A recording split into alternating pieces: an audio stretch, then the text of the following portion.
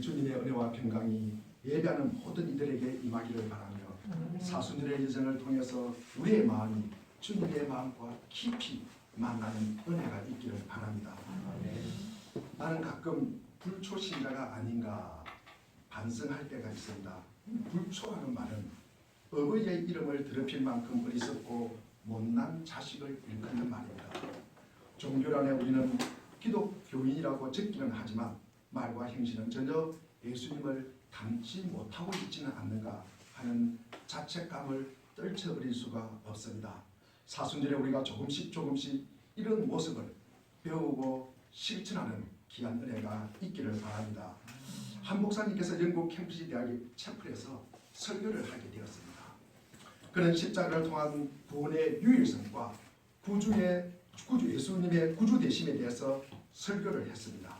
예배가 끝난 후에 한 학생이 나와서 목사님에게 질문을 합니다. 이런 최고의 지성의 강단에서 십자가에 피 흘리는 예수를 갖다가 증거하는 것은 매우 실망스럽소. 왜 당신은 좀 더 고상한 도덕적 교훈으로서의 예수 그리스도를 전파하지 않으십니까? 묻습니다. 목사님께서 학생에게 반문을 합니다. 만일 당신께서 도덕적 교훈으로서의 예수 그리스도를 증거했다면 당신은 그대로 살아갈 수가 있습니까? 그러니까 이 학생이 하는 말이 그럼 말고요. 당연히 따라 살아가야죠. 그럽니다. 다시 목사님이 예수님에게 말합니다. 예수님은 제가 되시고 완전한 분이신데 그렇게 당신도 살아갈 수가 있겠습니까? 이렇게 이야기를 하니까 학생이 그거야 물론 안 되죠. 완전 무결하게 예수님을 따라 살 수는 없습니다. 그렇게 이야기하니까 목사님께서 그렇습니다. 그렇다면 당신의 삶 속에 죄가 있다는 것을 인정하십니까? 바로 그렇기 때문에 오늘 저는 당신에게 죄에서 구원할 수 있는 구속 주신 예수 그리스도를 당신에게 증거하고 있습니다. 구주이신 예수 그리스도를 알지 못하는 사람에게 윤리의 모본이신 예수 그리스도를 말하는 것은 전혀 의미가 없기 때문입니다. 물에 빠져 죽어가는 사람에게 구원이 필요한 것이지 도덕과 윤리의 모본이 필요한 것은 아닙니다. 예수님은 하나님의 아들이십니다. 그런데 하나님의 아들이신 그분이 사람의 아들이 되어서 이 땅에 오신 이유, 그러니까 예수님의 성육신 이유를 설명하는 대목마다 우리가 인용하는 구절이 있습니다. 누가복음 19장 10절에 보면은 인자가 온 것은 잃어버린 자를 찾아 구원하라 하십니다. 이런 예수님의 구원 목적은 잃어버린 자를 찾아 구원하는 것입니다. 그리고 구원의 삶의 가장 극적인 장면은 우리는 십자가상에서 마지막 예수님의 모습에서 우리는 관찰할 수가 있습니다. 여기에 마지막 숨을 몰아쉬면서 죽어가는 예수님께서 마지막으로 한 영혼을 구원하는 장면이 오늘 본문의 내용입니다. 그리고 회개한 강도에게 43절에 오늘 너가 나와 함께 낙원에 있을 것이라고 말씀합니다. 소위 가상칠언의 두 번째 말씀입니다. 우리가 지난주에 첫 번째 말씀이 무엇이었습니까? 용서하라. 그렇죠. 아버지여 우리의 죄를 용서하여 주옵소서. 지난 한 주간 살면서 용서하는 삶을 살았습니까? 오늘은 우리가 두 번째 말씀입니다. 오늘 내가 나와 함께 낙원에 있을 것이다. 이 구원의 말씀을 통해서 우리는 예수 그리스도께서 구원을 위하여 오셨다는 예수 그리스도의 구원의 삶을 우리가 볼 수가 있습니다. 우리는 바로 이 말씀과 그리고 마지막 십자가의 이 장면을 통해서 예수님의 구원의 성격을 우리가 더욱더 관찰할 수가 있습니다. 예수님의 구원의 성격으로 처음으로 구원의 현재성입니다. 구원의 계획성입니다. 구원의 계획이란 무엇을 의미할까? 내가 구원받도록 계획되어 있느냐 아니냐라는 이 개인적인 관심에서 출발하기가 쉽습니다만, 그러나 하나님의 구원 계획은 언제나 예수 그리스도가 중심입니다. 우리는 요한복음 3장 16절을 너무나 잘 알고 있습니다. 하나님께서 세상을 이처럼 사랑하사 독생자를 주셨으니 이는 그를 믿는 자마다 멸망하지 않고 영생을 얻게 한다는 이 하나님의 인류를 위한 구원 계획, 예수 그리스도를 이 땅에 보내시고 그분이 십자가에서 죽으실 것을 계획하셨습니다. 따라서 예수 그리스도의 인류의 구원은 그분의 삶 속에서 우연히 일어난 사건이 아니라 하나님의 계획이었고 그 계획의 성취입니다. 수백 년 전에 이미 하나님께서 이사야 선지자를 통하여 그가 많은 사람들의 죄를 대신 질 것이다. 그가 많은 사람의 죄를 담당하고 범죄자를 위하여 중재하도록 준비되고 지정되었다. 그가 누구일까? 예수 그리스도. 예수 그리스도를 통한 구원 계획이 이미 있었다는 것입니다. 그리고 두 강도 사이에서 죽어갈 것을 구체적으로 예언하셨습니다. 계획이 되었다는 것은 그만큼 하나님이 관심이 많다는 말입니다. 그만큼 구원의 중요성을 우리에게 말하고 있습니다. 우리는 중요한 사건일수록, 그리고 우리가 오래 중요하게 느끼는 사건일수록 오랜 시간을 두고 계획을 합니다. 이 구원의 계획이 언제부터 준비된 줄 아십니까? 성경은 태초로부터, 창세전부터 하나님께서 어린 양 되시는 예수 그리스도를 구속의 제물로 십자가에 내어 주실 것을 계획하셨다고 전하고 있습니다. 그만큼 중요하기 때문입니다. 이미 구원은 계획되어 있습니다. 히브리서 2장 3절에 보니까 하물며 우리가 이렇게 귀중한 구원을 소홀히 하고서야 어떻게 이 갚음을 피할 수 있겠느냐.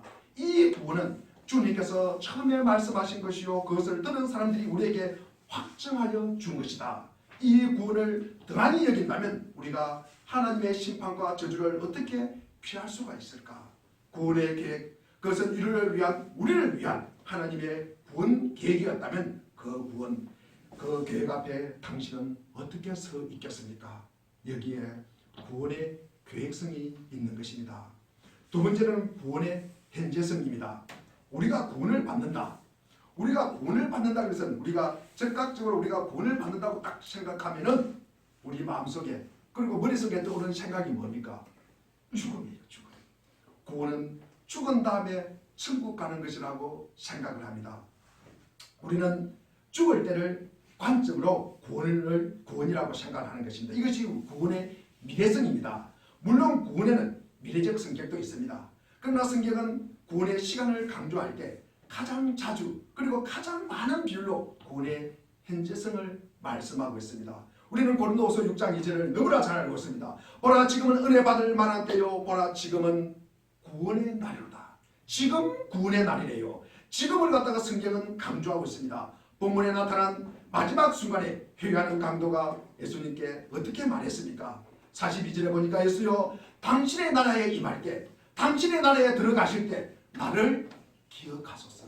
나를 생각하소서. 이 강도는 구원의 시간을 미래적으로 전망하고 있습니다. 하나님 나라가 이루어지는 그 어느 날 그리고 당신의 나라가 임할 때 구원을 해달라는 말입니다. 그러나 예수님은 어떻게 우리에게 대답하고 있습니까? 내일이 아니라 그 어느 날이 아니라 오늘 나와 함께 나군에 있을 것이다 라고 말씀하고 있습니다. 우리는 누가복음 19장에 회개하는 이 삭개에게 예수님께서 어떻게 말씀하셨습니까? 누가복음 19장 5절에 보니까 오늘 구원이 내 집에 있을 것이다. 오늘 구원이 임할 것이라고 하는 것입니다. 오늘을 말씀하고 있습니다. 사실 엄밀하게 말하면 내일은 없습니다. 오늘 우리에게 현재가 있는 것입니다.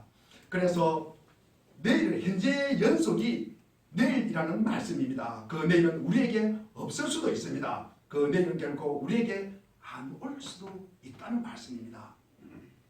어떤 과자집에서 이런 팻말을 갖다가 상점 앞에다가 붙였습니다. 내일 오시면 과자를 거저 드리겠습니다.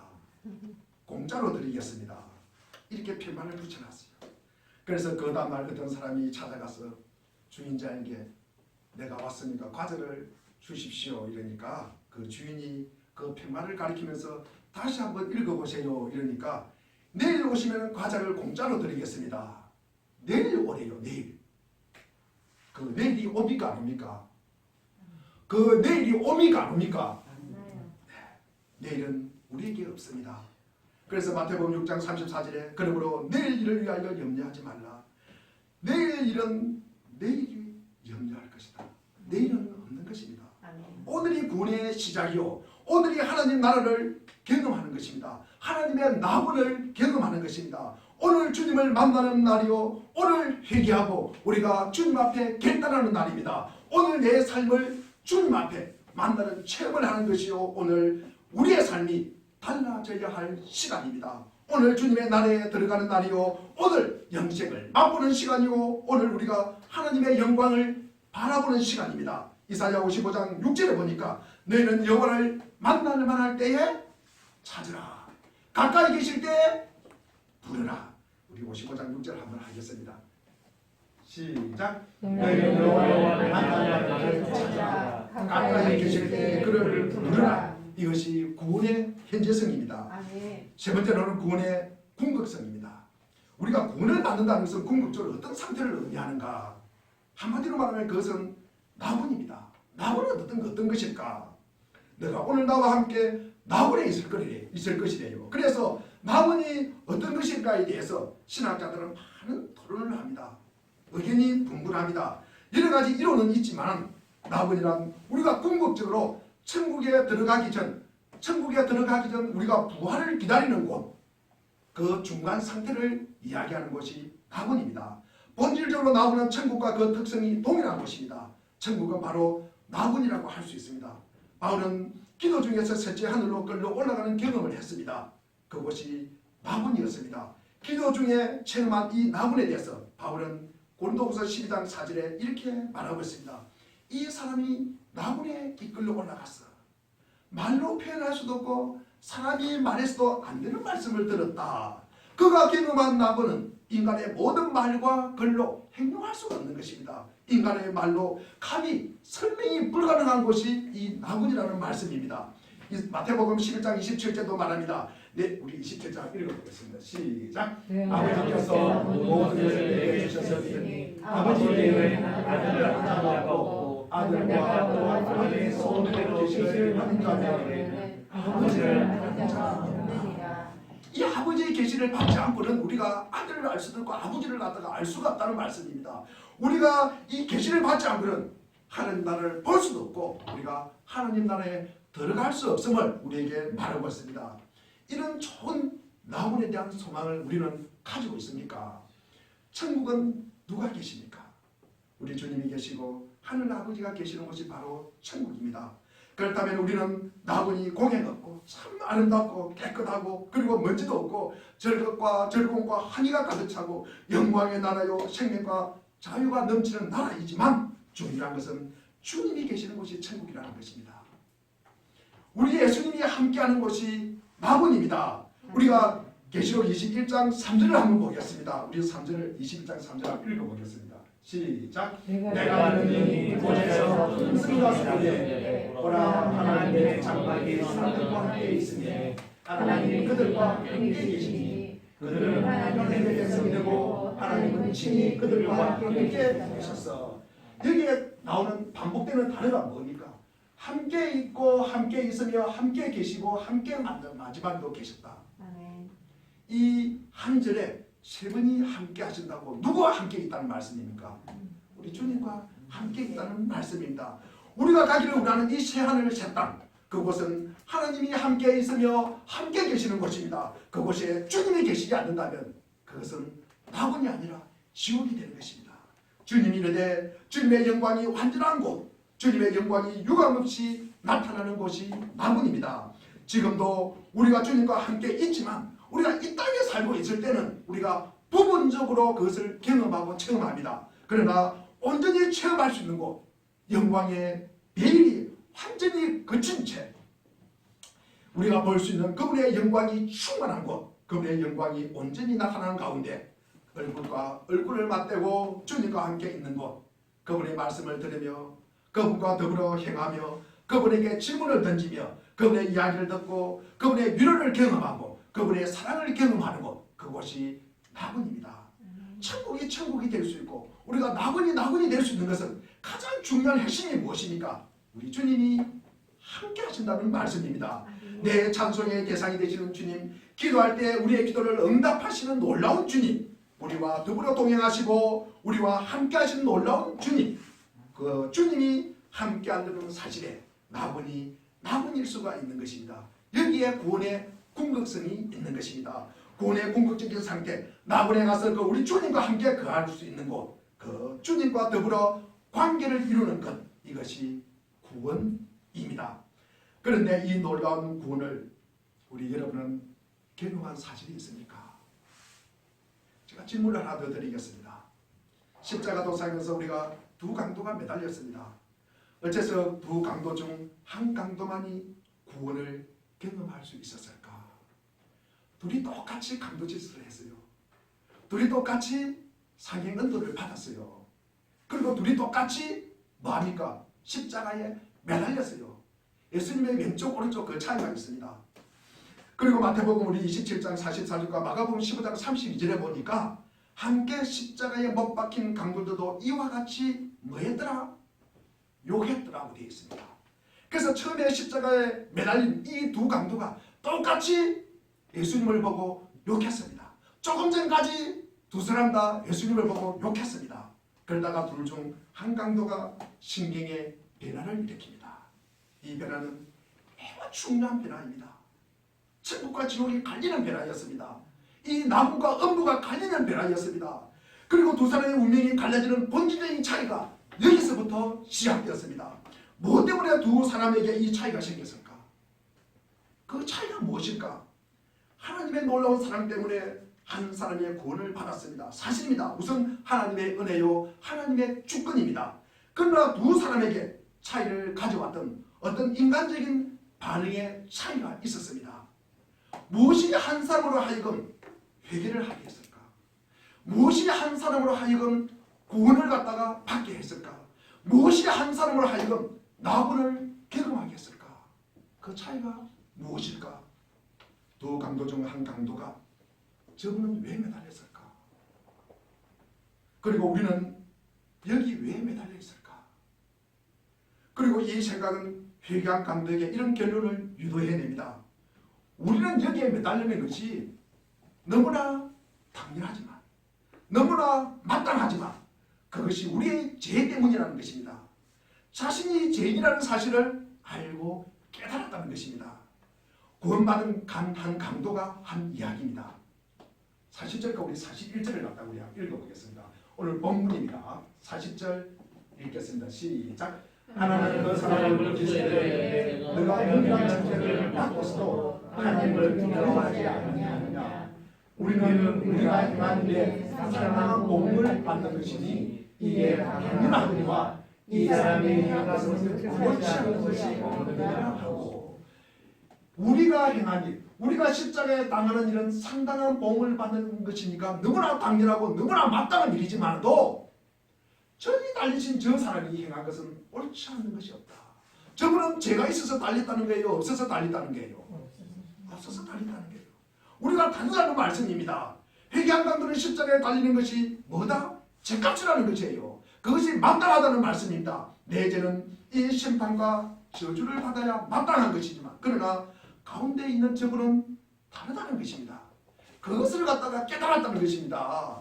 그분은 우리와 다르구나. 그분은 죄가 없이 매달렸구나. 나는 죄가 있고 이분은 죄가 없이 매달렸구나. 그분을 못 박은 자들을 위해서 기도한 분이 저분이구나. 저분은 도대체 누구일까? 생각하던 강도는 또다시 이런 결론에 도달합니다. 저분은 어쩌면 우리들이 그렇게 기다리던 메시아일지도 몰라. 저분은 다른 분이야. 우리와 다른 분이야. 죄 없이 돌아가시는 분이야. 뒤 없이 십자가에 달리신 분이야. 우리의 죄를 대신 짊어지실 구세주이시야. 이 발견과 이 인식에 도달하는 바로 그 순간에 강도의 입술에서 터져나온 고백이 무엇이었습니까? 42절에 예수여 당신의 나라에 들어갈 때, 당신의 나라에 임할 때 나를 기억하소서, 나를 생각하소서. 이런 고백이 이 강도의 입에서 터져나왔던 것입니다.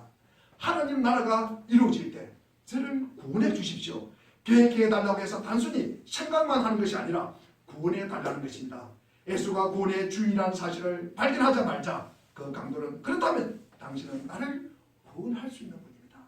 오 주님이여 나를 기억하소서, 나를 구원하소서.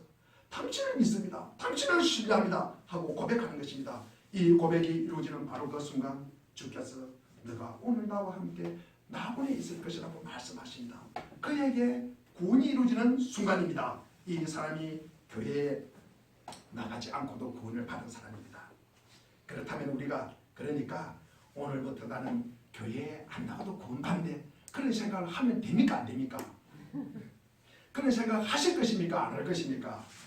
그런 결심하면 안 됩니다. 이 사건은요, 하나님의 특별한 은혜가 있어서 그런 것입니다. 우리가 구원은요, 전적으로 하나님의 손에 달린 것이에요. 아멘. 우리는 그 현상을 보고 제가 이렇게 지금 설교를 하고 있지만도 이 구원을 받고 안 받고는 누구의 손에 달린 거예요. 우리가 교회를 갔다가 가도 된다 안 가도 된다 이런 이야기를 함부로 하면 돼요? 안 돼요? 안 되는 것입니다. 우리가 구원을 교회 안 가도 우리가 구원을 받을 수 있다 이런 어떤 논리를 갖다가 말씀하면 안 된다는 말씀입니다. 이 사람은 세례받을 시간도 없었어요. 세례받을 시간도. 그리고 이 사람은 착한 일을 할 시간도 없었어요. 교회 봉사할 시간도 없었어요.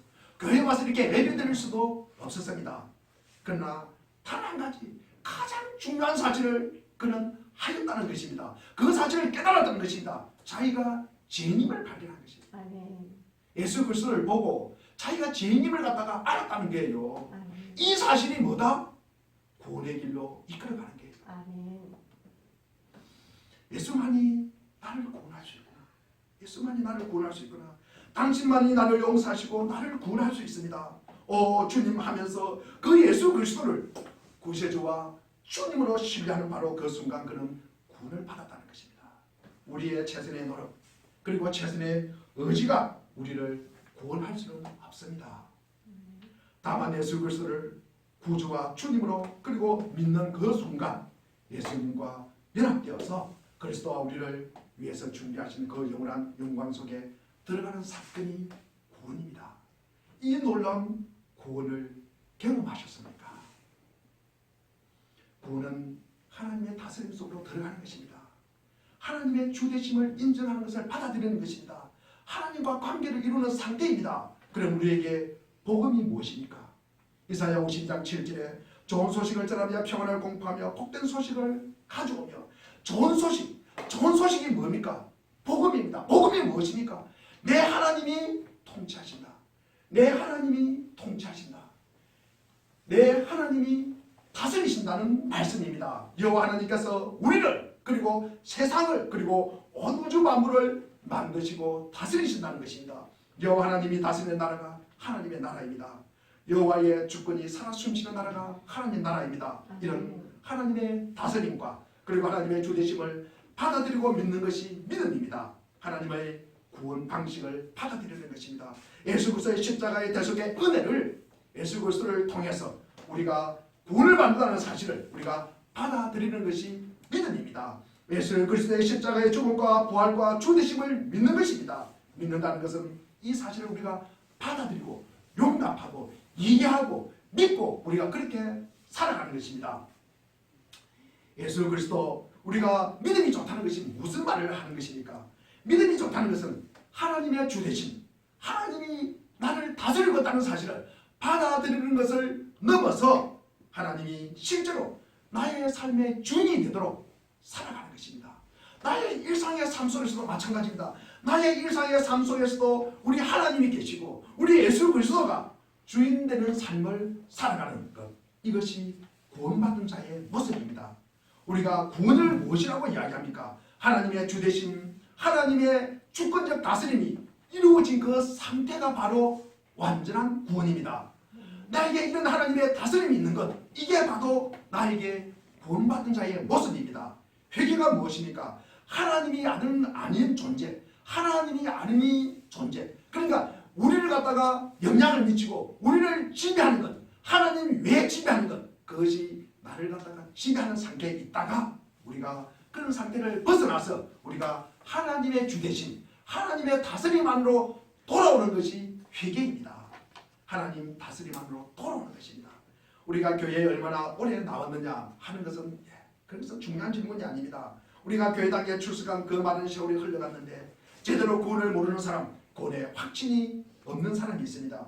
구원을 경험해보지 못했기 때문에 예수 그리스도를 나의 구세주로 그리고 주님으로 영접한 체험이 없기 때문에 그렇습니다. 요나처럼 여호와 하나님은 니느웨에 가서 복음을 전하라고 하였는데 여호와의 얼굴을 피하여 어디로 갑니까? 다시스로 욥바로 도망을 갑니다. 그냥 내 힘으로 삽니다. 내 의지로 삽니다. 내 계획으로 삽니다. 내 기분, 내 감정, 내 느낌, 내 쾌락, 내 기쁨에 천착되어서 살아가는 자를 말합니다. 내 중심으로 모든 알대를 꽂아서 살기에 나를 쌓고 있는 이 완고한 벽으로 인해서 주님의 말씀이 내 마음의 껍질을 조금 더 뚫고 들어오지 못하는 경우입니다. 이것을 바꿔 말하면 결국 자기 죄를 알지 못하기 때문에 내가 하나님 앞에서 엄청난 죄인임을 갖다가 깨달지 못하고 있다는 사실입니다. 그 사실을 알고 우리가 고백하고 삶으로 살아가는 자만이 구원을 받습니다. 구원받은 한 강도는 자신이 죄인임을 알았습니다. 같은 십자가에 달려있지만 그분은 죄가 없이 달린 분이고 자신은 죄가 있어 매달렸다는 사실을 깨닫습니다. 여기서 우리는 중요한 한 가지를 살펴보고자 합니다. 우리가 죄를 강조합니다. 제가 설교 때마다 죄에 대한 이야기를 합니다. 우리가 죄를 강조하는 것은 우리 그리스도인의 삶, 우리 그리스도인의 생활에서 비관적인 것으로 만들까? 우리가 교회를 다닌다. 우리가 그리스도를 영접함이 우리를 우울하게 만들고 우리를 갖다가 슬픔에 잦아들게 만들고 우리를 주눅들게 만들고 우리가 어디 가서 죄인이라고 하니까 우리가 움츠러들고 우리가 길을 펴지 못하고 어디에서나 자기가 할 말도 못하고 참고 자기 견해도 도대체 주장하지도 못하고 기죽고 움츠러 참느라고 자기 인생을 제대로 살지 못하는 사람일까? 특별히 기독교는 인간을 부패한 본성을 가지고 태어난 존재, 죄에 빠져 살아가는 존재, 악을 만들고 퍼뜨리는 존재라고 규정합니다. 프랑스 철학자 파스칼은 인간은 우주가 물 한 방울로도 죽일 수 있을 정도로 물 한 방울에 죽임을 당할 수 있을 정도로 연약한 자가 인간이라는 것입니다. 그런데도 인간은 자신의 한계와 죽음을 알아요. 자신의 한계와 죽음을 알기 때문에 우주보다도 위대한 존재라고 파스칼은 말합니다. 이처럼 인간은 자기 자신을 성찰할 때 스스로 파악할 수 없던 신비와 쉽게 해소되지 않는 역사를 발견하고 또 깨닫게 되는 것입니다. 광대한 우주에 비하면 점 하나에 불과하지만 우주보다도 더 큰 세계를 상상할 수 있는 존재가 인간입니다. 선과 악이 복잡하게 뒤엉켜 있는 모호한 존재입니다. 신을 갖다가 갈망하는 만큼 세속을 숭배하는 존재가 인간입니다. 무한한 가능성과 처참한 실수가 뒤범벅이 된 존재가 인간입니다. 천사와 야수의 두 얼굴을 가진 자가 바로 인간이라는 말씀입니다. 우리가 여기서 죄를 말하는 목적은 인간을 정죄하는 하나의 고정된 원리를 제시하는 것이 아니라 인간의 실존을 가식없이 직시하고 인정하여서 삶 속에서 그 왜곡된 상황에서 벗어나도록 만드는 것입니다. 즉 죄에 대해서 말하는 것은 인간 상황에 대한 어떤 존재론적인 규정이라고 하지만 그 속에서 자신의 비참함을 깨닫고 순례길을 떠나는 철로 역정의 드라마와 같은 삶입니다. 죄를 인간에게 어떤 고정된 교리적 언어, 그러니까 인간은 죄인이라는 큰 프레임을 갖다가 덮어 씌워가지고 꼼짝도 못하는 것, 이것은 굉장히 우리가 조심해야 될 일입니다. 그 의미를 우리가 성경적 스토리와 인간적 삶에서 구체적인 집행 위에서 우리가 역동적으로 우리가 파악할 수가 있다는 것입니다. 하나님의 선한 창조 질서를 왜곡하는 것이 무엇입니까? 무엇이 하나님의 선한 창조 질서를 왜곡했습니까? 인간의 죄입니다. 죄의 결과로 죽음은 삶의 기반이자 힘과 기쁨의 원천이 되는 관계를 왜곡하고 끊어버린 것입니다. 로마서 6장 23절에 말합니다. 죄의 삭은 사망이요. 오늘도 인간은 하나님과 동료인과 물질과의 관계에서 중요한 이 죽음의 힘을 경험하고 있습니다. 삶의 무게가 너무 무거워 관계를 끊으려고 하니까 그것은 자신의 일부를 잘라내는 자해가 되어서 두렵고 아프기만 합니다.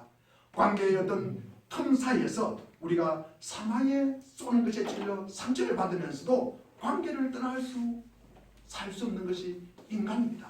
이게 참 공고한 존재입니다. 하지만 죽음마저 삼키지 못한 생명해 주는 부활의 주님이십니다. 관계 속에서 죽음의 기운을 불어넣는 이 마귀의 시험을 이기신 하나님의 아들이 예수 그리스도이십니다. 예수 그리스도는 죽음의 경계를 넘었을 뿐만 아니라 지금 여기에서도 인간에게 희망이 되는 것입니다. 그리고 우리에게 구원이 되시는 것입니다. 아멘. 우리 십자가에 달신 강도에게만 구원이 필요합니까? 우리는 어떻습니까? 하나님이 주신 모든 것, 시간과 재물과 기회를 모두 나를 위해서 썼다면 그것은 도둑질입니다.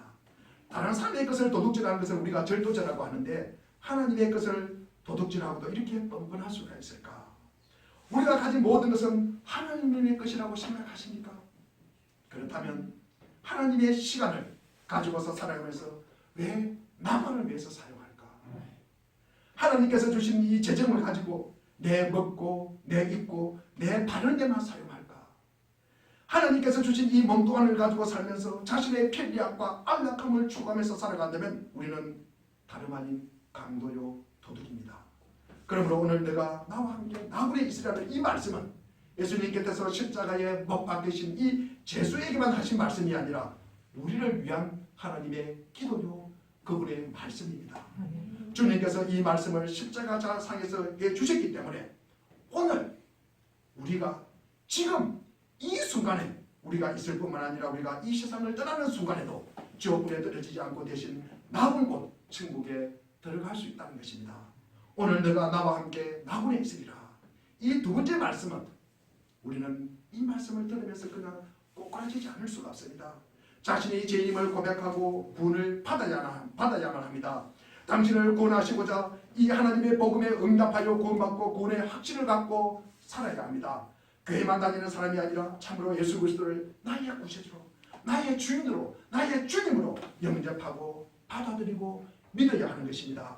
사도행전 4장 12절에 다른 이로서는 구원을 받을 수 없나니 차 사람 중에 구원을 받을 만한 다른 이름을 우리에게 주신 일이 없습니다. 오직 우리에게 구원을 갖다가 주신 분은 누구시다? 예수 그리스도. 다른 사람은 우리를 구원할 수가 없습니다. 다른 이로서는 구원을 얻을 수도 없고 오직 예수님만이 우리를 구원하신다는 이 사실을 믿고 예수 그리스도를 구세주와 주님으로 영접해야 하는 것입니다.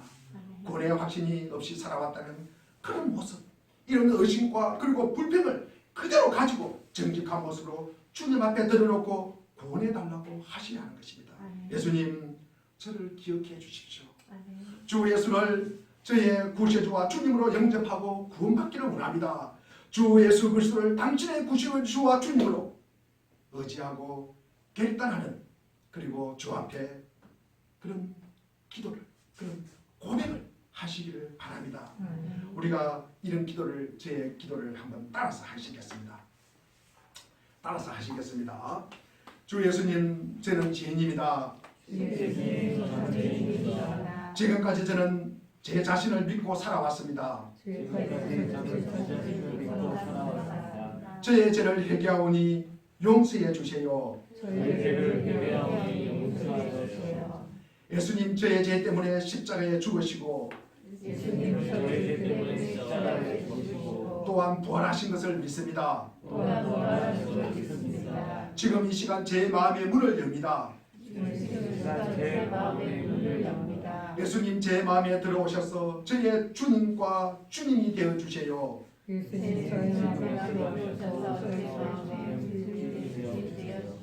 이제부터 제가 하나님 앞에 설 때까지 저의 삶을 인도해 주세요. 기도하겠습니다.